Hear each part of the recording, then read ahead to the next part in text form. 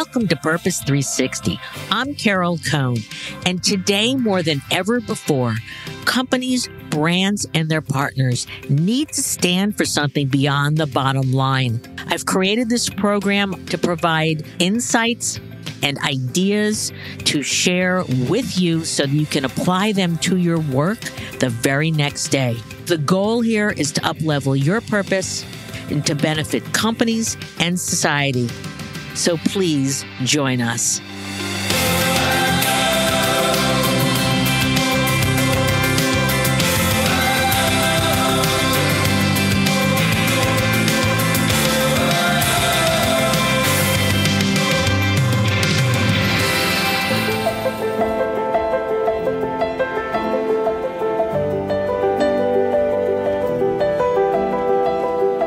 Today's guest, Balaji Ganapathy.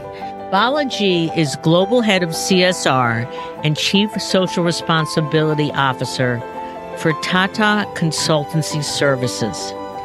And Tata is perhaps the oldest, they're over 151 years old, a purpose-driven company in the world.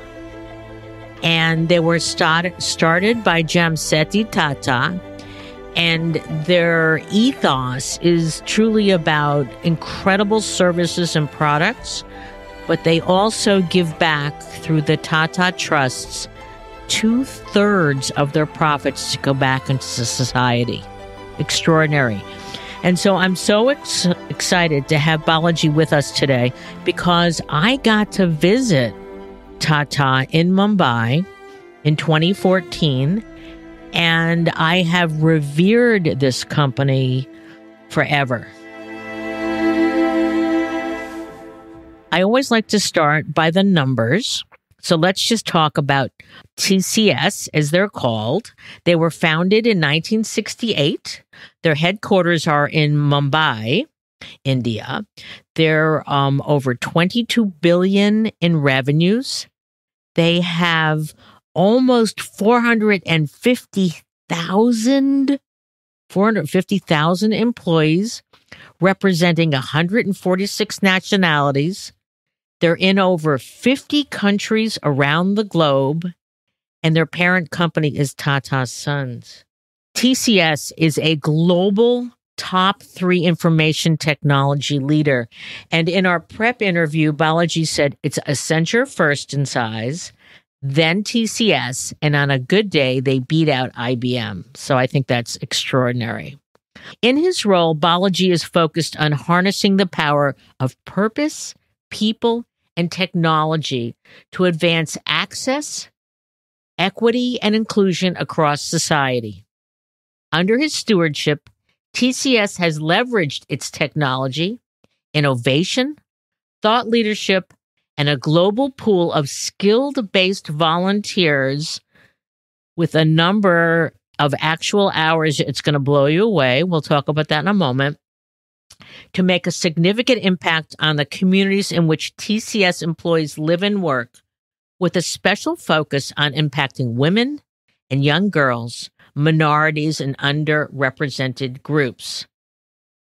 Under his leadership, TCS has been recognized in many ways by Points of Light as a Civic 50 leader, by the U.S. Chamber of Commerce, and as well, Balaji was awarded in 2017 the Charlie H. Moore Award for Leadership in Corporate Community Engagement by CECP, Corporate Chief Executives for Purpose.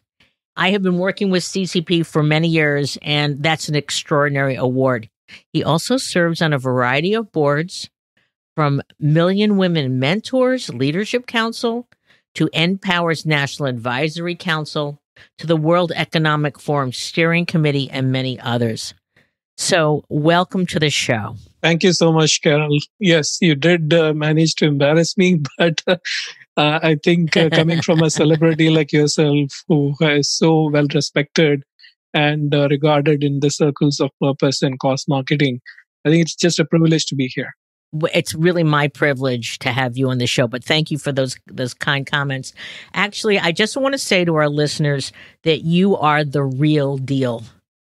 Because if you and we're going to have show notes from our conversation, so we're going to link other interviews you've done, one that was an HR technologist, which you hit the nail on the head about why purpose. It's not about just volunteering or philanthropy, but when it's embedded in the business, how it provides competitive advantage for an organization. So let's get started. In your role, you focus on harnessing the power of people, purpose, and technology to advance access, equity, and inclusion across society. What does that mean to you personally? And how do you live that mission in your role at TCS? Thank you for asking that question, Carol. I think we are all blessed to be born in this generation, in this era, where I think a variety of factors have come together to poise us in a place where we can make significant change in some of the inequities that exist in society. And I say that despite the COVID crisis that is upon us, it is the worst of times, but it is bringing out the best of people. But even before the COVID crisis hit us, if you look at the confluence of the rise of digital technologies and the ease of adoption of those technologies to solve problems facing people, businesses, economic markets, and society, we couldn't be in a better place to harness some of those and address the biggest problems facing society, whether it is social, gender, economic inequities, cultural inequities. I think it is a great opportunity. And I am a big believer that human intelligence drives artificial intelligence. Coming from a technology company that is really helping shape the growth and transformation of enterprises around the world, I feel privileged to be in that position. And I think, bringing the power of technology, driving it by embedding it into the company's purpose, and leveraging the skills and expertise of employees as well as larger community leaders is where the opportunity lies for us to make significant change in society. So let's talk. I want to get right to your philosophy. You say that purpose is the new technology. So that's incredibly intriguing. So can you explain that? Yeah, I think it is such a powerful statement. Purpose is the new tech. And that symbolizes the life that we live in, the time that we are in. Over the previous 100 years, if you see how industry and companies and enterprises have evolved, we have gone through a whole cycle of people who are proprietors were having equal power as people who are working in the companies, to a time when it became more mechanized and industrialized, to the shareholder capitalism and the whole era of shareholder capitalism, to now in the last few years there is a rising consciousness that stakeholder capitalism, which is most importantly including society and employees as part of your business model, is becoming very prominent. Of course, being part of the 151-year legacy of the Tata Group and 51 years of TCS, this is something that helps us as an organization thrive. In the last few years, when all companies saw the opportunity in using technology to really change their business models, they approached it with such vigor, right? And even whether they integrated it into their business model or not, everybody wanted to talk about why they were a tech company, right?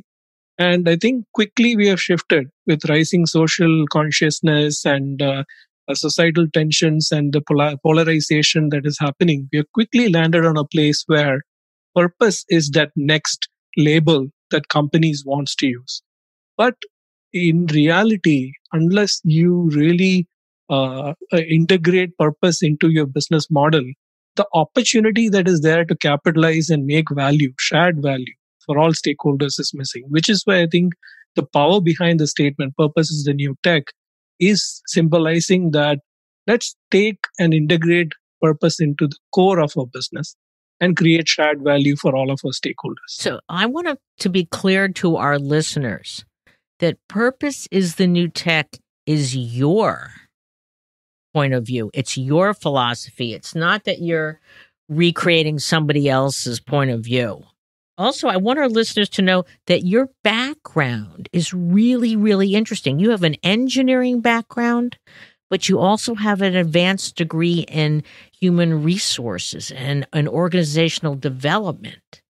And so you've got both, I'd say, the left brain and the right brain, the head and the heart, that's critical to drive purpose into the organization, to take advantage of its incredible outcomes. So let's talk about first Tata as a company, the parent, the values, the ethos, and how that, when TCS was born 50 years ago, how that trickled down into the direction of TCS. The Tata Group has always been known for leading with trust. And in the era of people who were, really growing as businessmen, the founders and the ex-chairmen of the group have always maintained that, they're not in the job of building business. They are in the job of building nations, right? So we've always seen ourselves as industrialists. And building institutions that can last beyond our own lifetimes is the ethos that runs the group and the company. And TCS was born out of a similar vision and an endeavor to bring the power of technology to support the nation of India back in 1968. But very quickly, we realized that the same kind of knowledge and capabilities that we had could be applied to solving problems that businesses are facing across the world. And that is how the global model of software and services was born. And we feel privileged and humbled to have contributed to that. Even today, the fundamental purpose of the group, which is to uplift the life of the community and people who live in the community, is embedded in the company's ethos and values. I'm very pleased to share that even now, in the last few months, when we relooked at our purpose and our mission and how we articulate who we are to the world, being purpose driven was the top one, and it came without any debate, because that is the value system that we stand for. And in these changing times, we also are driven by resilience, because resilient communities and resilient businesses need the kind of capabilities to support that, and being adaptable. I think we have gone through 3 or 4 or 5 cycles of technology changes over the 51 years of our existence. But what has remained is the core focus on doing what is best for business, doing what is best for our people, and doing what is best for the communities where we live and work. And that has been unchanged. So that's the big picture view I wanted to share about TCS and our journey as an organization and a community leader. What does the best of TCS mean? That's commentary that you have on your website and that you've had in some of your interviews. I think, the vision that we have for CSR is that TCS can empower people and communities by connecting people to opportunities in the digital economy. And our mission is to create inclusive and diverse pathways for women, youth, and marginalized groups. And in order to do that, the best way to do that is, as you alluded to earlier, it's not just about volunteerism. It is not just about grant making and writing checks. Those can be tools in your portfolio. But you have to bring the same vigor and the same capabilities that you apply to your business problems and how you support your customers, you have to bring to solve societal problems. So the best of TCS is what I call the 4 C's, which is our intellectual capital, our technology capital, our human capital, and financial capital. And this is the model. When I stumbled into the space of CSR about 10, 12 years ago and had the opportunity to lead this effort initially in North America, this is the model I went with because that's what I knew from the business side. And applying that model, what I've learned and discovered is that if you bring together cross sector leaders to understand the problem and solve the problem, not parachute in with a solution, but come together to explore and create a shared solution, you are starting at the right foot, right? And then our core strength is technology. So how can I bring technology to exponentially scale and grow the impact of that solution? And my third strength as a company is, 450,000, almost 500,000 people. Uh, you know, yes, their time is valuable, but more importantly, their skills and their talent. How can I harness that? How can I give them a chance to fulfill their purpose by applying that against community solutions? And the last part is financial capital, which is to support bringing the solution to life. And all of our partnerships, if you talk to any of our partners, we are very upfront with them that the road to being a partner is long, but once you are a partner, you are in it for creating long-term societal outcomes. Because this is the genre of CSR that we stand for, and that is how we are bringing the best of TCS to support our initiatives. I just want to underscore a point. Having a long-term commitment to a partner truly builds trust. It builds performance, especially when I'm sure that you're very candid about things at work, things that need to evolve. And so many companies, they'll have a relationship. Maybe they'll write a 1-year contract. Maybe they'll talk about 2 years, but they don't have the long-term view. So that's really, really important. I want to ask you to talk about some of your favorite initiatives. Part of my question is, which came first, the initiatives or your vision to help attracting the best and brightest employees? And you said, gee, I got to recruit. Young people today, they want to get involved in companies that have aligned values. So was it that recognition to get the best and the brightest, or going back to you've got an obligation to heal society and you created the programs first? That is a tough one to answer. It could be both. Yeah, it is both. And to be truthful, each feed into each other, right? I think our values are informed by the people and the participative and the collaborative environment that we have. And our people are inspired by the values and how we live those values in our culture as well as the programs that we do, right? So our programs have always evolved based on what is the local need. And I mentioned that connecting people to opportunity in the digital economy, that is our foremost mission. And in order to do that, we are razor sharp focused that we need to address the whole ecosystem of education to skilling to employment and entrepreneurship. And so our flagship programs all rest within that trajectory of K-12 education within the education space. We do all the way from adult literacy programs to create literacy among adults.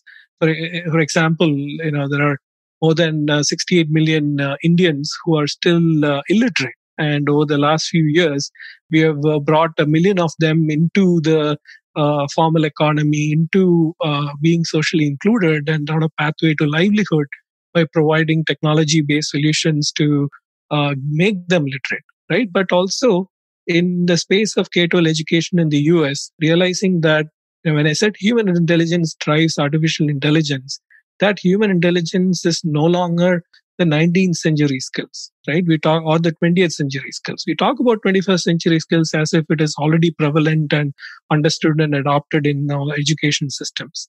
But it is not. And it is our view that computational thinking is the foundational skill that helps young people use that human intelligence to drive the technologies of the future. We have a program called Ignite My Future, which helps build the capacity of educators and students. And it is in curriculum lesson plans that are aligned to all state and local standards.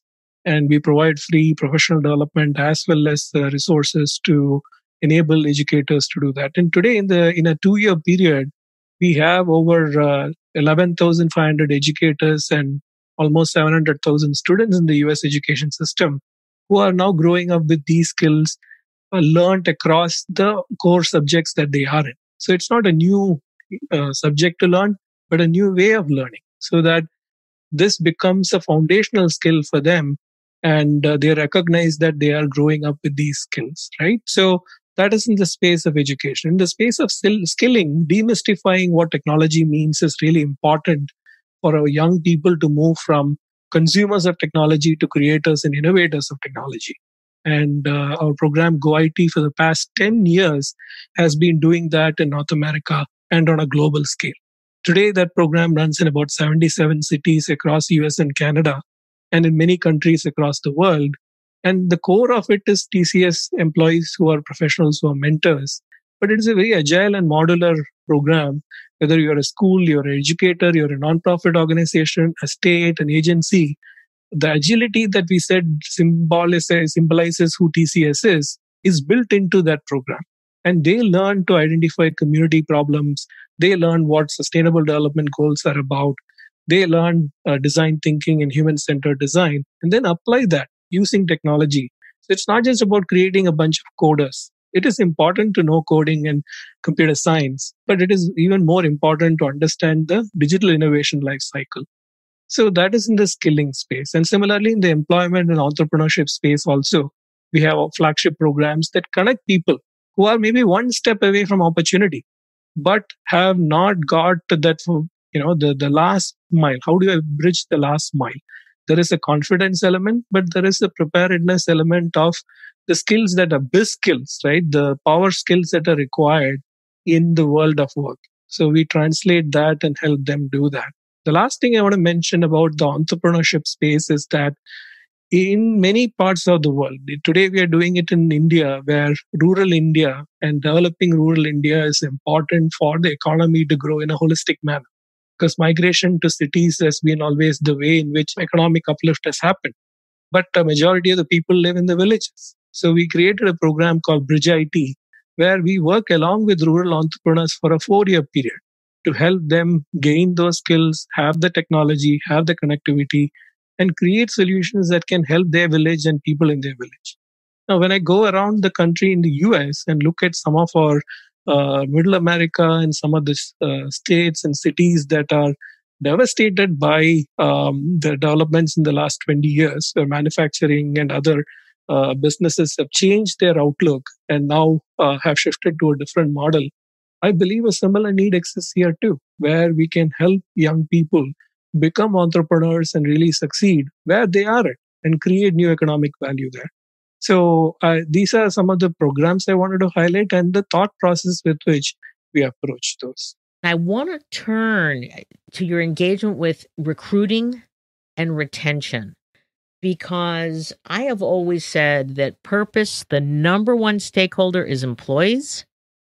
Whether you are creating your purpose or you're implementing your purpose or you're trying to attract the best and brightest. And so our listeners probably don't know that TCS is one of the top 2 employers in the United States hiring local talent, and that you've added over 20,000 people in the past 5 years. And so that's why, I talk to so many companies and they just don't understand. They go, oh, purpose. Yeah, I want to partner with a cause and, get all this publicity exposure. That's not the power of it, as you know.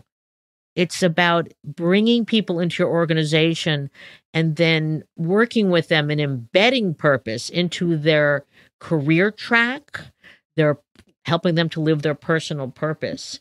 And so I'd love you to talk about the process by which you're utilizing these wonderful programs you've talked about. But I read that when you're hiring someone, that their first customer, so to speak, is a not-for-profit, and they're learning how to relate to them. So can you talk about that? That's genius.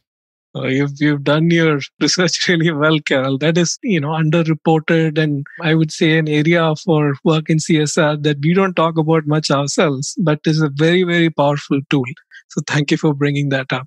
I think, see, young people or any, I think the term millennial is the most abused term in recent times because it covers a whole generation of people, not just young people who are in their teens or just entering the workforce, right?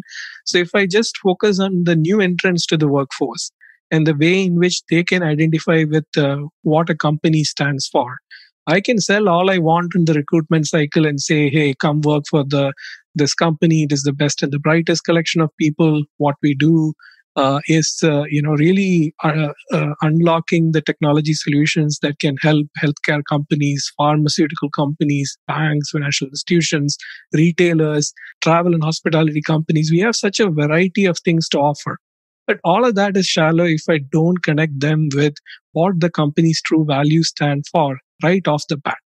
And so, about 5 or 6 years ago, we started this program as part of every new hire that we bring into the company at entry level goes through a 3 month training process where they learn about the company, learn about the kind of a finishing school of the kind of offerings that we have, the kind of businesses that we serve, and prepares them to jumpstart into their first job.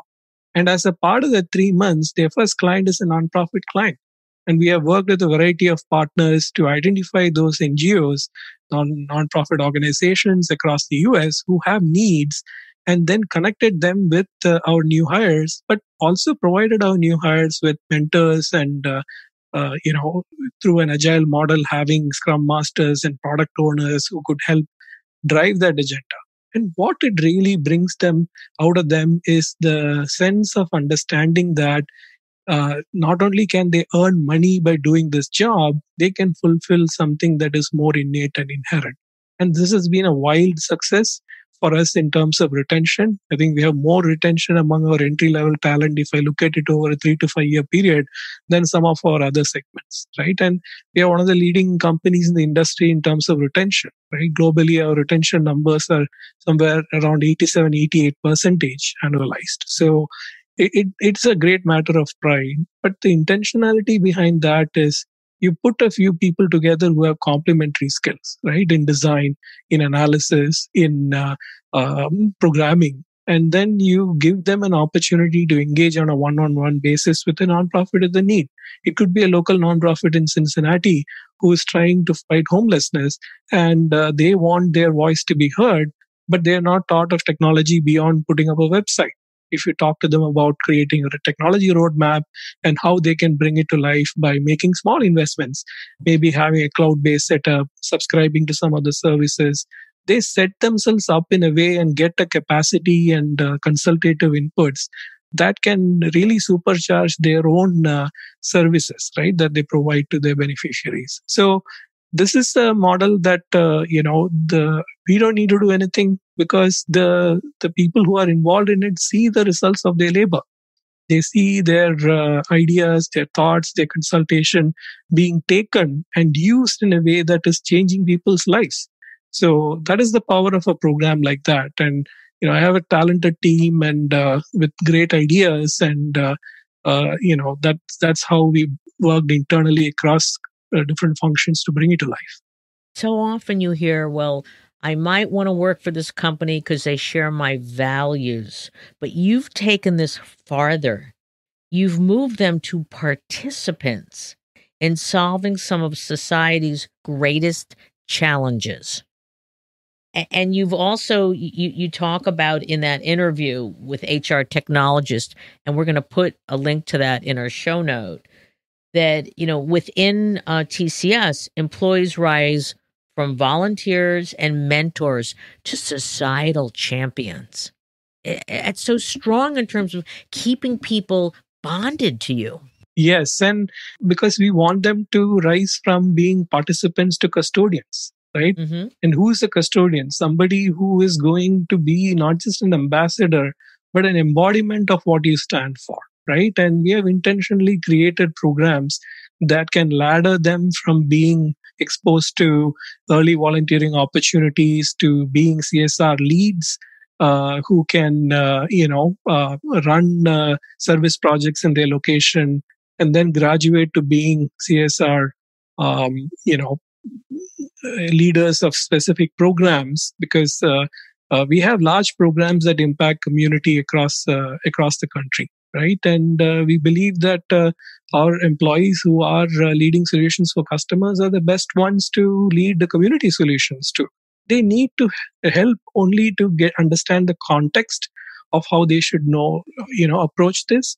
And we have, in fact, created a first of a kind within the company professional development program called Leaders with Purpose, where a very exclusive cohort of about 25 to 50 people are identified each year and put through a 3 month training program where they learn about philanthropy, they learn about purpose, they learn about stakeholder engagement, they learn about non-profit organizations, and then actually work on a live project with a nonprofit in their locality and bring a new initiative to life by helping them discover their own innate skills and layering more professional skills. Because you would agree with me that there is a view among the uninformed or the underinformed that CSR is so easy to do, anybody can do it. Of course, that is the first thing that I understood when I got into this space, that nothing could be further from the truth, right? It's same kind of professional skills you need in a business is what you need in CSR. It's a professional space. So this gives our employees a ladder to grow up into different roles that they can perform and ultimately become civic leaders. I would like them to participate along with city councils and with local advisory boards in a capacity where they are actually able to bring their own experiences to bear. And that is the trajectory that we are on. Let's just pivot the moment to the current pandemic, because I know that in every one of our interviews with leaders such as yourself, our listeners want to hear about what has been your response. And I know that it's vast, so that could be a separate show. But, what are the highlights of TCS Response? I think first and foremost, I want to thank those who are on the front lines and the healthcare workers. I think we need to reiterate that every time we can, that their sacrifices, their efforts is what is helping us stay safe today, right? We have the privilege, and I'm grateful that we are well to do and we are able to be in a place which is safe. But so many of our colleagues are putting themselves in harm's way to help us stay safe. So thankful for that. Now, in terms of TCS's response, I'll break it up into two parts. Since we have global operations, including in China and Wuhan, we saw the early part of this crisis emerge in late December, early Jan. And immediately, from a business perspective, the two or three things that we focused on, first and foremost being health and safety of our employees. Their safety and well-being has been paramount, and we have gone above and beyond and created the kind of infrastructure and resources to make that happen. Thankfully, after all this weeks and months, we have a very small population, less than, I would say, the low double digits of people who have been exposed or have contracted this illness and recovered, and thankfully no fatalities within the company. The second thing that we did was to look at keeping the critical services on for our customers, because a lot of our customers, our global customers, are leaders in the healthcare, pharmaceutical space, government, and agencies that are disbursing benefits. We have bank and financial institutions that people need access to. So our second goal was to keep the lights on and make sure that those services were uninterrupted and continue to support the new model, the new model and the virtual model where most of the world was under a clampdown or some sort of stay-at-home orders, right? And the third area, which is the second part of our response, was to immediately look at pivoting how we can support the communities during this time of need. And we have been running projects under 4 tracks. I won't go into each of those, but just mention to you that first and foremost is building resilience among the healthcare and the health system, including healthcare workers, equipment, looking at research and drug molecule discovery to support bringing a cure, all the way to working with nonprofit organizations to look at food security and homelessness, etc. So that is the first track. The second is adapting to online method for education systems. A lot of our programs and partnerships are with those who are serving students and educators. So within a week of this pandemic setting in, we were able to pivot to a virtual model where we are offering all of our flagship programs that I spoke to you earlier in a virtual mode.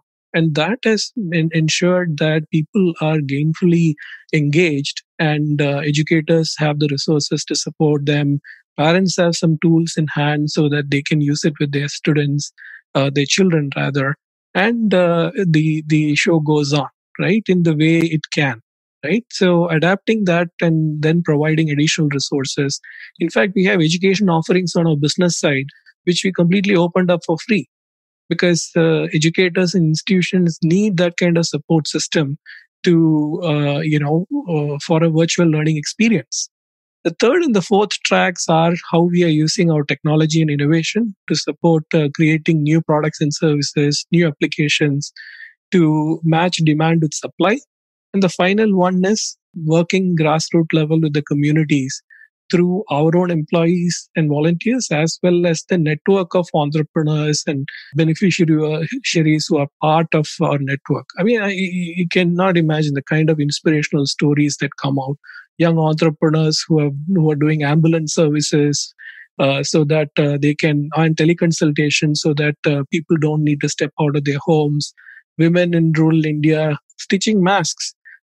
Some of them have done thousands of masks so that their local community, with whatever material they had, so that their own village is protected. So I'm sure we are hearing these sort of inspiration stories all around, which is what I shared earlier, that I think the crisis is not over, but I think our resilience as a community, as people, this has brought us to more closer together.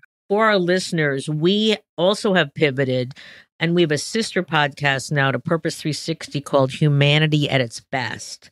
And it's people's stories just doing big, medium, small things to help out.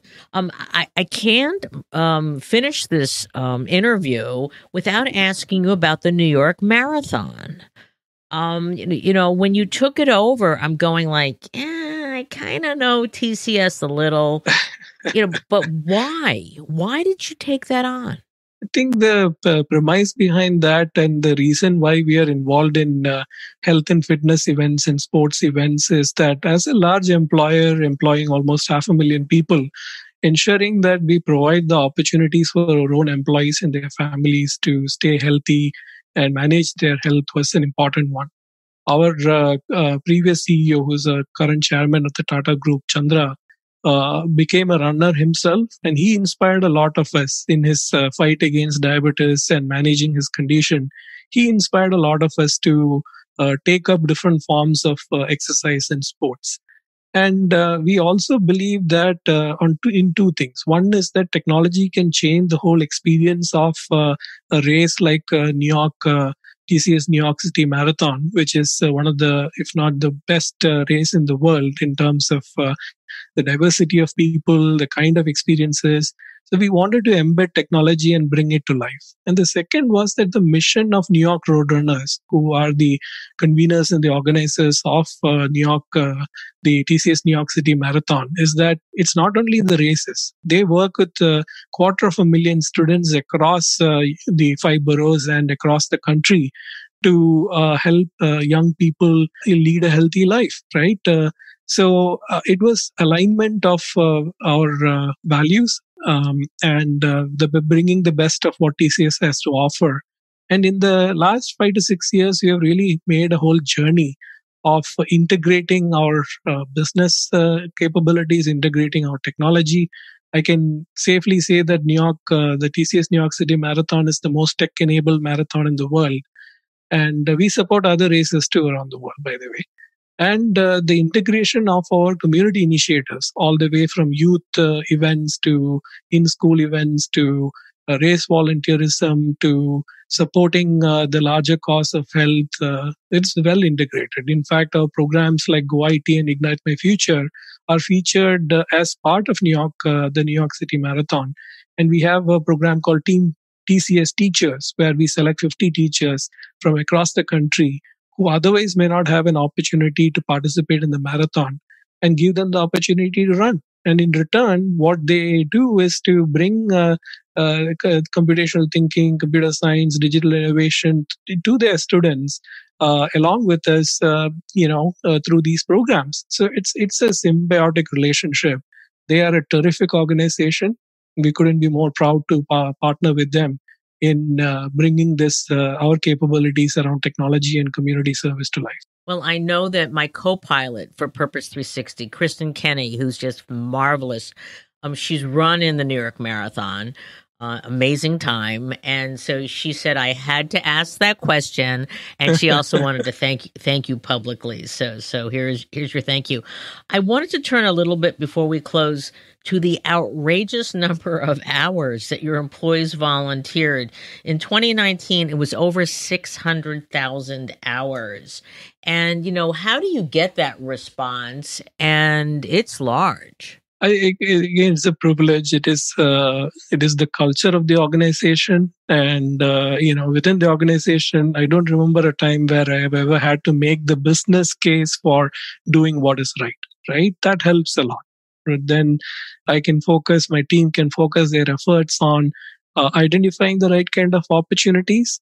And since we have a lot of bespoke programs that are addressing this whole continuum of education, skilling, employment, and entrepreneurship, what brings those programs to life? We also have programs in health and wellness, water, sanitation, hygiene, environment sustainability. All of these programs have the human capital element embedded in it. So when I said the 4 C's of intellectual capital, technology capital, human capital, and financial capital, we intentionally embed that into a bulk of our programming. In fact, in all our strategic programs. So that becomes the high value opportunities for employees, and many of them clamor because we can't fill we can't use everybody who puts their hands up because the pace at which we are able to grow our programs is lower than the pace at which people want to participate in it. Yes, being a consulting organization, being one that has so much of technology focus, we try to provide latency and ensure that our customers and their needs come first. So we often rotate our volunteers and provide more people than needed the opportunity to participate. But it has been gratifying to see the kind of support that has come, and all of the leaders lead from the front. In fact, we have, over 100 business units, and I can say about 80-90% of the business leaders who lead those units are also participating in these efforts, either on the board of an organization or participating in a technology council, spearheading a pro bono project, or leading a month of community service, or helping with creating online platforms that can house our technology solutions for our community, a variety of areas. So it's been gratifying. There are areas for improvement also. I don't want to paint a picture that everything is rosy. Yes, it is hard work and effort to keep up with the demand and create the right kind of opportunities, and especially with such a large workforce, reiterating the message that yes, you can do anything with your time. That is your time. You can do anything with the volunteering time that you have. But if you choose to do in these programmatic areas, here is the impact it is having. So, an important part of our portfolio is having storytellers and digital marketers who help us craft the message and bring the human element of the connecting the loop, right? So, if somebody goes out and volunteers, what happens as a result of that is then seen by them and their colleagues, and they are able to relate that, yes, my time served somebody in a way that change their lives. And that is the effort that is going on. I'm curious, do you have engagement with the community as part of individual KPIs, or does this just happen as part of your culture? Both. So at a leadership level, it is part of KPIs because the community is, in our founders' words, not just another stakeholder, but the very purpose of its existence, right? So at a senior level, it is part of the KPIs. It is part of the annual operating plans for many of our business units and leaders. At a more junior level, we, instead of mandating it, which I think is not the aim, but institutionalizing it, we give them and present them with the opportunity. And in fact, I'm coming fresh off our latest employee survey that happens every year internally. And 97% of our employees have responded saying that they are proud about the opportunity that they are getting to serve and what the company is doing to give back to society. That's extraordinary. As we close, which I hate to do that, in our conversation, I asked you, who else do you admire for doing, really embedded, authentic purpose work? Can you share a couple of those names and maybe a little bit why? I have so many friends who are colleagues who are leaders of citizenship and foundations across companies, I sit on many of the advisory boards, so I love all of them. But the ones that I can relate to in the recent times is, of course, there are many banks and retailers and manufacturing companies who are doing tremendous work. I won't name names there, but the ones that I'm deeply influenced by are Microsoft and Cisco.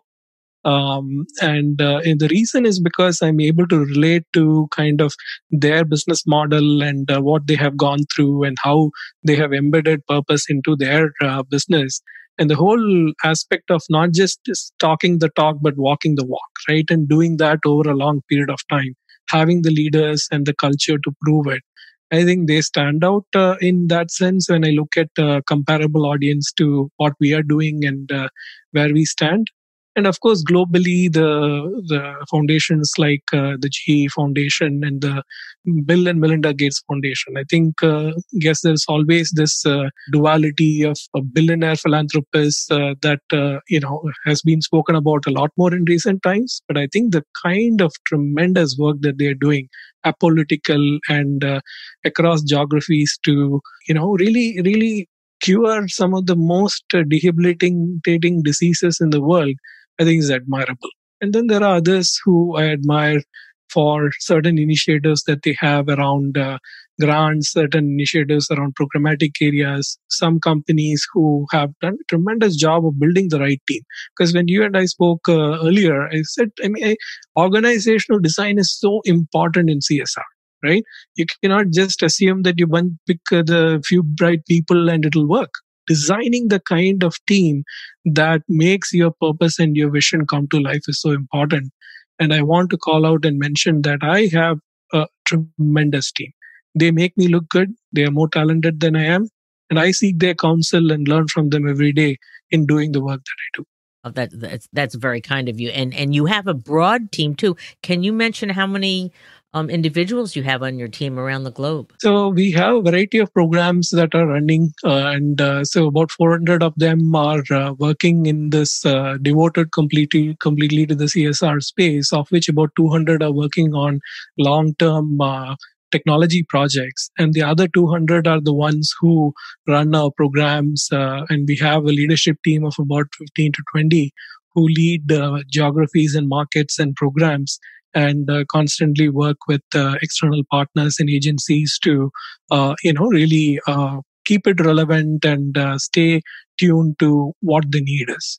We always like to close with a few insights. Now, you've given so many insights to our listeners, but I'd love you to think about there are listeners who they're involved in purpose. They're on a purpose journey. They haven't gotten it to the embedded nature that you have. So what insights do you have for them as they look towards their next steps? 3 things I would mention, which, I wrote about this in the beginning of the year as I reflected on the years that have passed by and what are the trends that are likely to shape our practice in this space. And the 3 are, first and foremost, that private enterprises are expected to and can play a bigger role in solving core socioeconomic issues. So if you come from a company or a team that has done that before, relook at strategy is always fluid, right? So relook at what the need is, especially in the light of COVID and what it has created for us as new challenges and new opportunities. And intentionally look at stress testing your company's business model for purpose. So that is the first thing. The second is that as an employer, you need to enable your workforce to fulfill their broader purpose. And that does not stop from just providing volunteering opportunities. It is about driving a culture. So if you're doing the first step right, which is embedding purpose, you will have more meaningful opportunities to share and connect that to what people are doing on a daily basis in their job, and extending that to the work that they can do to support the community, right? And point number three is leveraging technology to reimagine the human-centered solutions to solving societal problems. This is a pet topic of mine, and that's why it's part of my mission, is that technology cannot live at the fringe. It has to come to the core of creating solutions. It's no longer nice to say, I have a payment gateway, I have a online system, I have social media and all of that as a company or as a nonprofit serving society. You have to look at using and harnessing the tools that we have, the technologies that we have to solve the tougher problems, the more the problems that can move the needle in a bigger way for community. So these are the three: embedding purpose, enabling employees to find their purpose, and bringing technology from the fringe to the core of solving societal problems. This has been an amazing conversation, and you've given me so many ideas. I want to talk to you about them offline as well. So I'm thrilled. I will, now that I have been in your offices in Mumbai, and now I have gone through, that was 6 years ago. And now that I'm talking with you, I'm even more in love with Tata as a company, as a leader, TCS. I know so much more about what you stand for and what you do, and yourself. You are one of the rock stars of purpose. I don't know if people say that enough to you, but you are. You are humble. You are smart. You have empathy. You have the engineering side. You know about systems management. And we are just so fortunate to have you as one of, I would say, the luminaries in purpose. So thank you, Balaji, so much for the conversation. And I would like to ask our listeners, truly, I know they've been inspired. I'm going to ask them, what is your purpose?